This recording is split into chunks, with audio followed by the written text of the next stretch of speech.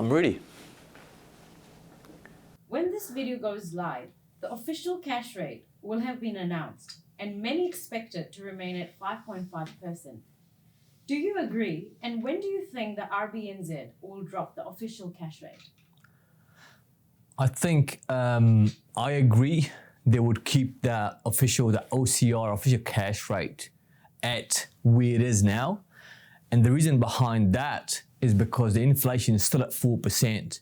And as I've spoken about in the past, the inflation needs to be under 2%. So I feel like they will keep it where it is until the inflation is down to 2% and below. Then they will slowly decrease the official cash rate, because official cash rate goes hand in hand with interest rate. When they do that, that's when they're trying to get the market to slowly start back and the economy start turning. So at the moment, I feel like it will stay where it is at for time being. Question 2. Inflation has dropped from 7.3% in 2022 to 4%. Why are we still seeing everyday items like groceries and petrol increasing, yet inflation is somehow dropping? Yeah, it's interesting. It takes time.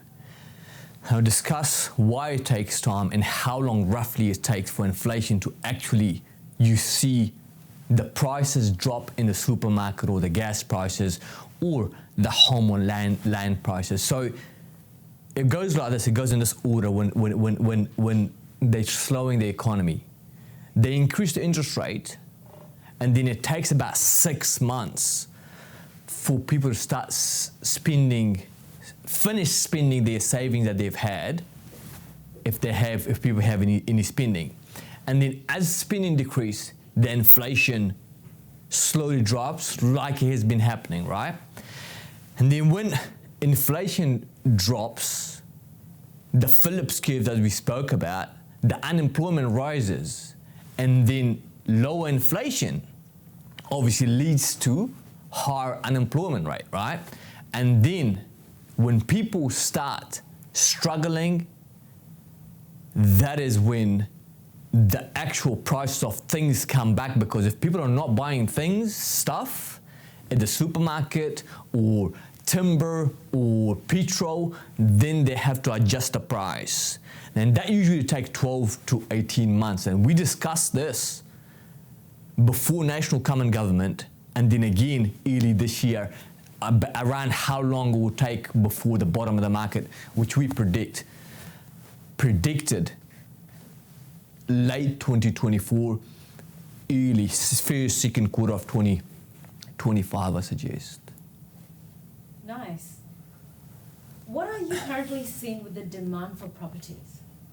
Yeah, so the supply is increasing, and demand, as the interest rate, or discussed interest rate, goes up, the demand is going out of the slowing down, right? And the supply increases. So the property, now the buyers, I was just having a chat with one of our buyers that he changed his mind. He says, there's 30 others on the market, so I'll go with something else. So the property market is slowing down. The demand is, now it's, if you will, and they say it in the media now, that it is the buyer's market, which really is, and it's going to get worse before it's going to get better. How do you see the oversupply of houses for sale affecting house prices in the next 6 months? Yeah, so the oversupply will increase, the market is going to get tougher, so demand is going to slow down even further.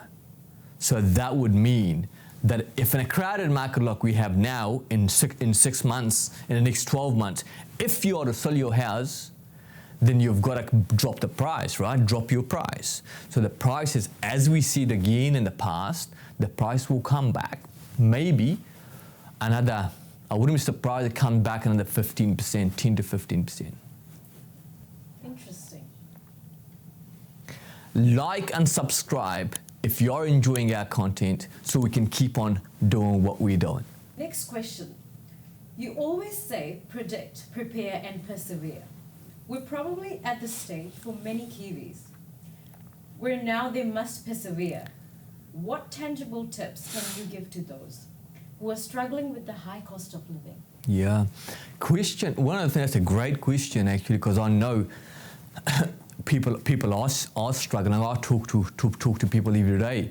So my suggestion is, if you've got a mortgage, then go to interest alone, interest only, because that would decrease your weekly payment, one. And number two, if you can't hold on to your house now, I've said this in the past as well, don't wait for the market to recover, because it's going to be a long time. If you're struggling now, you best sell it, and so you can move forward. And because I have seen people in the GFC when they had to sell their houses, and being financially in trouble could be very stressful.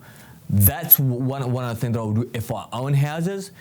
If I don't own a home, then for the cost of living, I'm suggesting will be just the other thing is to increase your income, however that may be. I know the unemployment increase, so you become very good at what you do, so your employer doesn't lay you off, or perhaps drive Uber for extra income just to persevere through these hard times that we may have in the next 12, 18 months or so. And last question. When do you think there will be light at the end of the tunnel? It takes time, as I said in the past, like it takes time for the economy recover. Obviously, the Prime Minister sees it. He doesn't say it how I say it, but he did point out there's going to be some tough times ahead. I think, as I said, it's going to be probably 12 to end of the year, first quarter, second quarter is going to be the bottom. And then from there, it will slowly, things are going to come to normal. So I think second quarter of 2025, if I was to put a date on it, and yeah, second quarter 2025 will come back to slower economy, and as I said, it takes time to recover and recalibrate. So 12 to 18 months before we hit the bottom, and then from there, maybe a couple of years to the recovery period. Awesome. Thank you so much for your time. Thank you.